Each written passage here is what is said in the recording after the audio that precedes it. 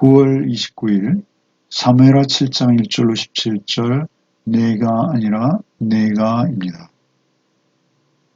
다윗은 성전을 건축하겠다라는 마음을 선지자에게 자문합니다. 그러나 하나님께서는 선지자를 통해서 성전 건축을 말리십니다. 그리고 오히려 다윗을 위해서 하나님께서 집을 지어주시겠다라고 언약을 하십니다. 우리가 너무나 잘 알고 있는 다윗 언약이죠. 구약성경 전체를 통해서 아브라함 언약, 시내산 언약과 함께 다윗 언약이 가장 중요한 언약이라고 할 수 있는 것이죠. 그 다윗 언약을 주시는 그 상황과 내용을 오늘 본문을 통해서 함께 나누겠습니다.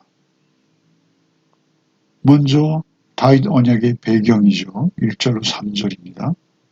여호와께서 주의 모든 원수를 무찌르사 왕으로 궁에 평안히 살게 하신 때에 왕이 선지자 나단에게 이르되 볼지어다 나는 백향목 궁에 살거든 하나님의 괴는 휘장 가운데 있도다. 나단이 왕께 아뢰되 여호와께서 왕과 함께 계시니 마음에 있는 모든 것을 행하소서 하니라. 이제 다윗이 어느 정도 안정기에 들어간 것이죠. 그 주변의 모든 원수를 무찌르게 된 것은 여호와께서 그렇게 하셨다라는 것이죠. 1절에 보시면 여호와께서 주의 모든 원수를 무찌르사, 그러니까 주변에 있는 이스라엘을 위협하는 모든 주변국들을 말하는 것이죠. 여호와께서 주의 모든 원수를 무찌르사 왕으로 궁에 평안히 살게 하실 때, 다윗이 이제 궁전을 짓고 그리고 평안히 살 수 있도록 은혜를 베푸신 그 시점에 왕이 선지자 나단을 불러서 자문을 구하는 것이죠. 볼지어다 나는 백향목 궁에 살거늘 하나님에게는 휘장 가운데 있도다. 그러니까 자신은 이토록 화려하고 견고한 그리고 잘 지은 궁전에 살고 있는데 하나님의 궤를 이제 모셔왔는데 휘장 가운데 있다라고 이렇게 말하는 것이죠. 하나님을 향한 다윗의 충정을 우리가 볼 수 있는 대목이죠. 그 소리를 듣고 나단은 인간적인 판단과 생각으로 다윗을 격려하는 것이죠. 여호와께서 왕과 함께 계시니 마음에 있는 모든 것을 행하소서. 다윗과 함께 하시는 여호와, 그것을 나단은 확신하고 있었던 것이죠. 그래서 왕께서 하시는 이 일, 특별히 하나님의 성전을 건축하겠다는 일, 하나님께서 당연히 기뻐 받으실 것이다 라고 여기는 것이죠. 이것은 나단의 실수가 아닙니다. 나단은 성심껏 이야기한 것이죠. 그러나 하나님께서는 뜻이 다르시죠. 그것이 이제 4절로 7절 가운데 기록되어 있습니다. 읽겠습니다.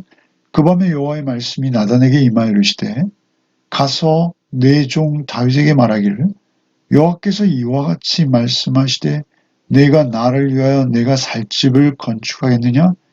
내가 이스라엘 자손을 애굽에서 인도하여 내던 날부터 오늘까지 집에 살지 아니하고 장막과 성막 안에서 다녔나니 이스라엘 자손과 더불어 다니는 모든 곳에서 내가 내 백성 이스라엘을 먹이라고 명령한 이스라엘 어느 지파 가운데 하나에게 내가 말하기를 너희가 어찌하여 나를 위하여 백향목 집을 건축하지 아니하였느냐고 말하였느냐?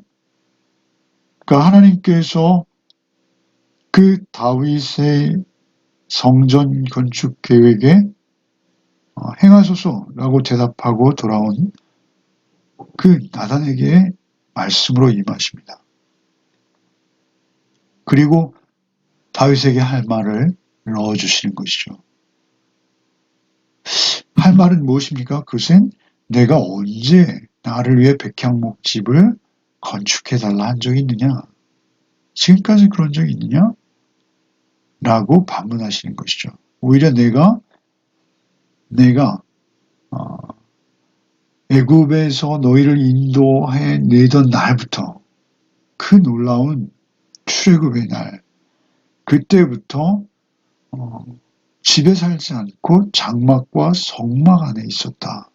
너희들과 함께 있었다. 너희들이 이곳저곳으로 전전할 때 나는 너희들과 함께 장막으로 같이 더불어 너희가 다니는 곳에 내가 있고 내가 있는 곳에 너희가 있지 않았느냐? 라고 말씀하시는 것이죠. 이 말씀은 하나님께서 이렇게 말씀하시는 거예요. 내가 너처럼 나의 위험에 걸맞는 집이 필요한 존재인 줄 아느냐? 이렇게 말씀하시는 것이죠. 너의 지위가 높아지는 것처럼 나도 그렇게 지위에 걸맞는 눈에 보이는 어떠한 건축물이 필요한 그러한 존재로 보이느냐? 이렇게 물으시는 것이죠. 내가 나를 위해서 집을 지어주겠다고? 나는 내 스스로 내가 너희와 함께 하기 위해서 장막과 성막 안에 머물며 너희와 동행했던 것을 너희가 출애굽하는 그날부터 내가 너희와 함께 동행했던 것을 기억해보라. 이렇게 말씀하시는 것이죠. 그리고 도리어 다윗에게 복을 선언하십니다. 8절부터 읽겠습니다. 그러므로 이제 내 종 다윗에게 이같이 말하라. 만군의 여호와께서 이와 같이 말씀하시기를 내가 너를 목장 곧 양을 따르는 데에서 데려다가 내 백성 이스라엘의 주권자로 삼고 내가 가는 모든 곳에서 내가 너와 함께 있어 내 모든 원수를 내 앞에서 멸하였은즉 땅에서 위대한 자들의 이름같이 내 이름을 위대하게 만들어 주리라. 내가 또 내 백성 이스라엘을 위하여 한 곳을 정하여 그를 심고 그를 거주하게 하고 다시 옮기지 못하게 하며 악한 종류로 전과 같이 그들을 해하지 못하게 하여 전에 내가 사사에게 명령하여 내 백성 이스라엘을 다스리던 때와 같이 아니하게 하고 너를 모든 원수에게서 벗어나 편히 쉬게 하리라. 여호와가 또 내게 이르노니 여호와가 너를 위하여 집을 짓고. 이제 다윗이 여호와의 성전을 건축하겠다라는 그 바람, 그 희망에 대해서 언제 내가 너에게 집을 건축하라 했느냐라고 하신 여호와께서 이제 다윗을 축복하십니다. 그런데 그 축복하시기 전에 먼저 그에게 세 가지를 기억시키십니다. 지금까지 다윗에게 베풀어 주신 은혜를 기억나게 하는 것이죠. 나는 너에게 어떤 존재였니? 지금까지 너에게는 어떤 존재였니? 라고 물으시는 것이죠. 첫째는 무엇입니까? 그것은 그가 목장에서 양을 치고 있을 그 목자로 있을 때 내가 너를 이스라엘의 주권자로 삼지 않았느냐? 사실 다윗은 이스라엘의 주권자가 될 만한 아무런 근거도 조건도 자격도 갖추지 않은 상태였죠. 그럼에도 불구하고 하나님께서는 그를 양떼 가운데서 부르셔서 이스라엘의 주권자, 하나님의 주권을 행하도록 하나님의 주권을 대행하는 자로 너를 삼아주시지 않았니? 내가 가는 모든 곳에서 내가 너와 함께 있었어. 첫 번째는 주권자로 삼아주셨고 더 중요한 은혜, 더 놀라운 은혜는 무엇이었냐면 그 다윗이 있는 모든 곳에는 하나님의 임재를 누리고 경험할 수 있도록 하나님께서 다윗과 늘 함께 해주셨어요. 그것이 사실 더 큰 은혜죠. 내가 너와 함께 있어. 그리고 세 번째는 내 모든 원수를 내 앞에서 멸하였다라는 것이죠. 다윗을 대적하는 모든 원수들을 하나님께서 멸해 주신 것이죠. 지금까지 블레셋이 그랬죠. 그리고 내부적으로도 얼마나 많은 정적들이 있었습니까? 그 정치적인 원수로 행하던 그들을 하나님께서 다 멸하셨다는 것이죠. 멸하셨다는 것은 죽음에 이르게 하셨다는 것입니다. 이 세 가지를 내가 너에게 은혜로 베푸는 거 아니겠니? 그래서 지금 오늘의 너가 있는 거 아니겠니? 그렇게 과거를 돌아보게 하시고 이제 앞으로 그에게 베풀 은혜를 선언하세요. 그것이 무엇입니까? 9절 후반절부터 땅의 위대한 자들의 이름같이 내 이름을 위대하게 만들어주리라. 첫 번째는 이제 앞으로 베풀 복은 무엇입니까? 그것은 이름을 위대하게 해준다. 아브라함의 언약과 비슷하죠. 내 이름을 창대하게 하시겠다 하셨죠. 내 이름을 위대하게. 이름이라는 것은 그 존재의 의미이죠. 그 존재를 나타내는 것입니다. 그 이름을 다윗의 이름을 위대하게 해주겠다. 10절에 내가 또 내 백성 이스라엘 위하여 한 곳을 정하여 그를 심고 그를 거주하게 하고 다시 옮기지 아니하게 하며 악한 종류로 전과 같이 그들을 하지 못하게 하고 그러니까 그들을 심어주시겠다는 것입니다. 심는다는 것은 나무를 심듯이 그 심다라는 그 동일한 어휘죠. 동일한 단어입니다. 한 곳을 정하여 그를 심고 이스라엘을 심어주시겠다라는 것이죠. 그 거주하는 데서 옮겨 다니지 아니하도록 악한 종류로부터 보호해 주시겠다. 그 불의한 자들, 악한 종류라는 그 히브리어의 의미는 불의한 자들입니다. 그러니까 지금 앞으로 다윗이 힘쓰고 애쓰고 또 집중해서 하나님의 주시는 능력으로 해야 할 일은 무엇입니까? 불의한 자들로 해함받지 않는 거예요. 불의한 자들을 하나님께서 물리쳐 주실 때 다윗은 하나님의 공의로우심을 행하는 것이죠. 악한 종류로 전과 같이 너희를 그 백성 이스라엘 백성을 해하지 못하게 하고 전에 내가 사사에게 명령한 내비스를 이스라엘 다스렸던 때와 같이 아니하고 너희 모든 원수에게서 벗어나 편히 쉬게 하리라. 안식의 약속입니다.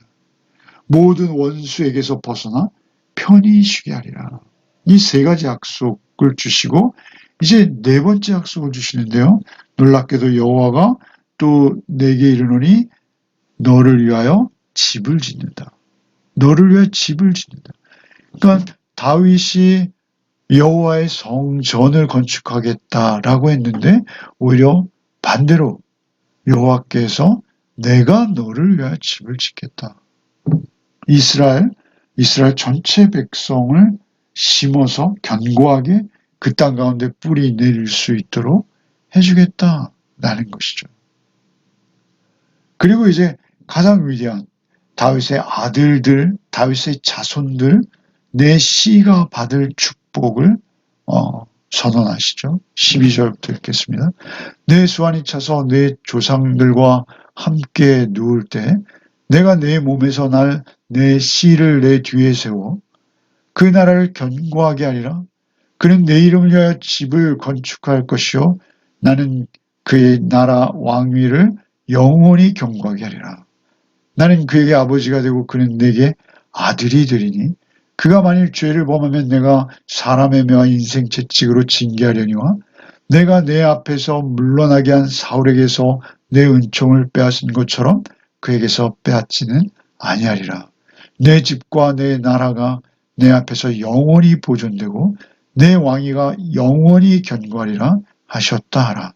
나단이 이 모든 말씀들과 이 모든 계시대로 다윗에게 말하니라.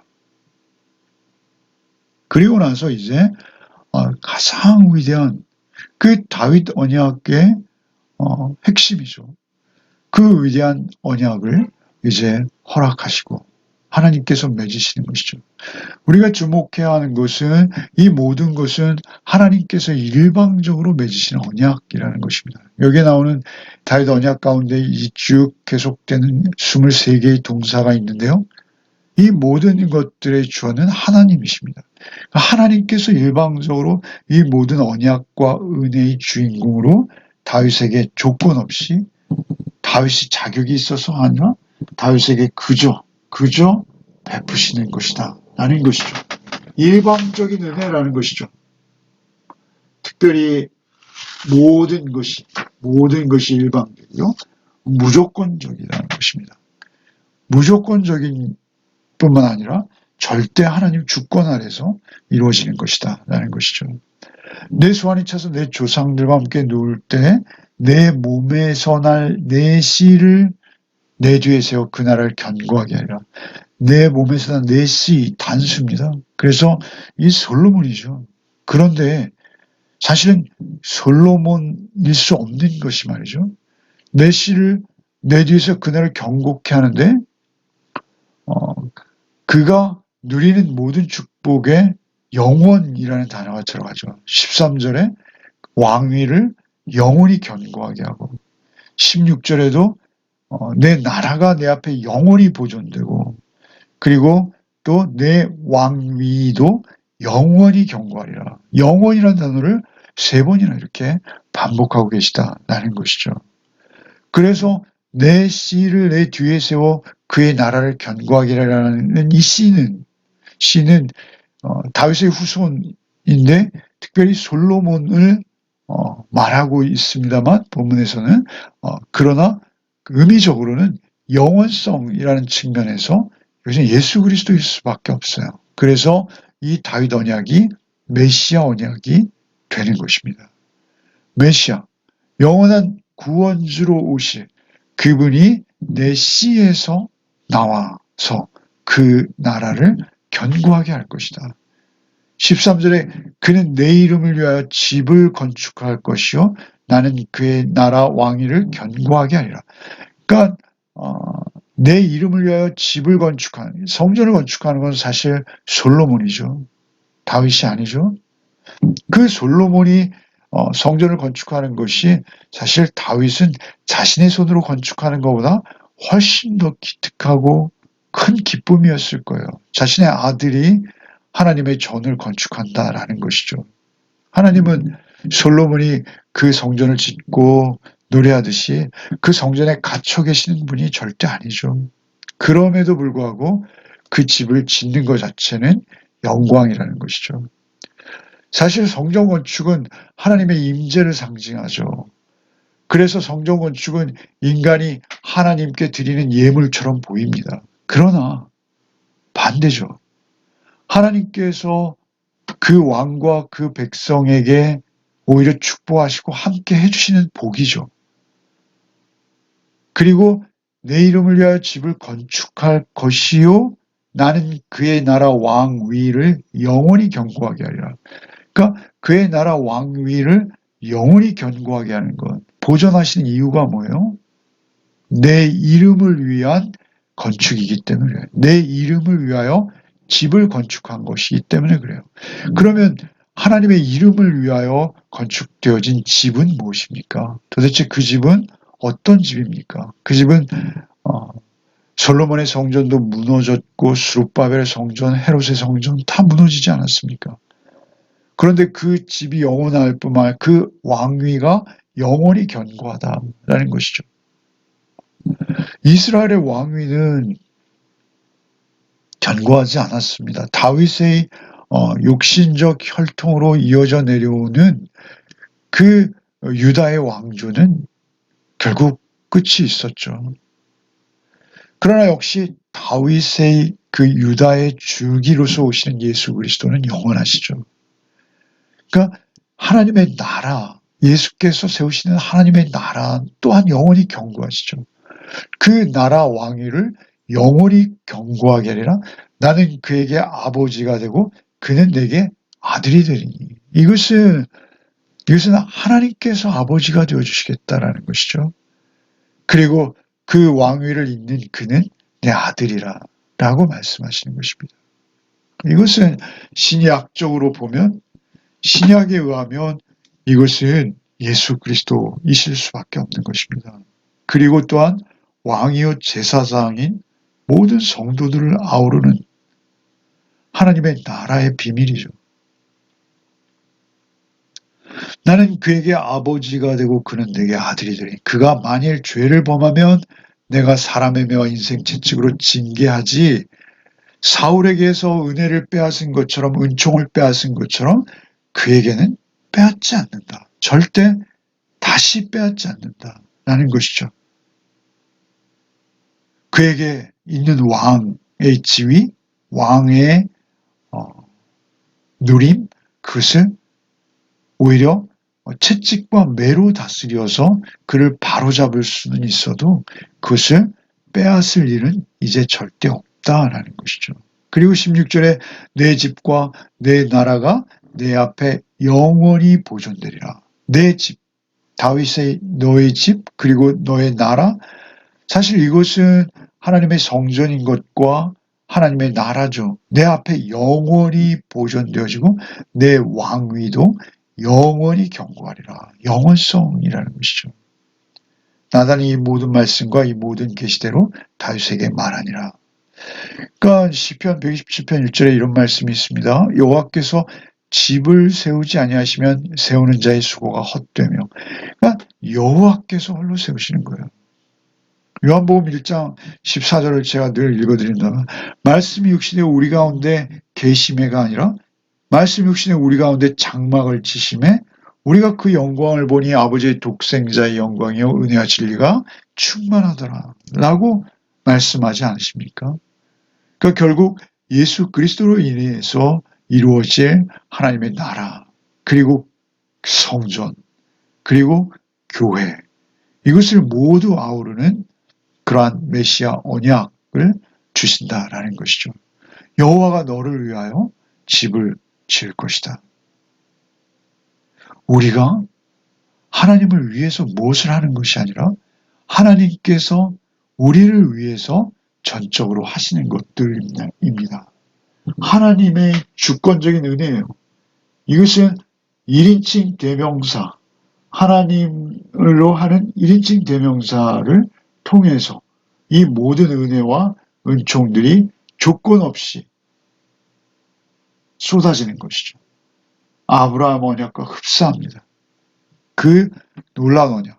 사실 구약의 모든 언약 중에 언약의 중심이요 가장 은혜롭고 큰 언약이 다윗 언약이다 라고 모든 사람들은 이구동성으로 말하고 있습니다. 오늘 하루를 살아내실 때도 이 언약의 주인공, 당사자는 바로 그리스도인이요 우리를 성전되다 하시고 우리 안에 거하시고 또 우리가 주님 안에 거하는 것을 믿음으로 확신하며 그 안에서 살아가는 우리가 바로 왕과 제사장이다 라는 것이죠. 오늘 하루도 주님 안에서 주님과 함께 주의 은혜로 평안을, 안식을 누리며 나보다 더 나를 위하시는 하나님의 사랑을 풍성히 맛보는 또 하루 되시기를 바랍니다. 기도하겠습니다. 주님 감사합니다. 우리가 하나님을 위해서 무엇을 한 것이 아니라 하나님께서 우리를 위해서 그 아들을 주시고 모든 은혜를 주시고 우리를 성전 삼으시고 또한 주님을 성전 삼으셔서 우리 안에 거하시기를 즐겨하시는 하나님이심을 오늘도 잊지 않게 하여 주옵소서.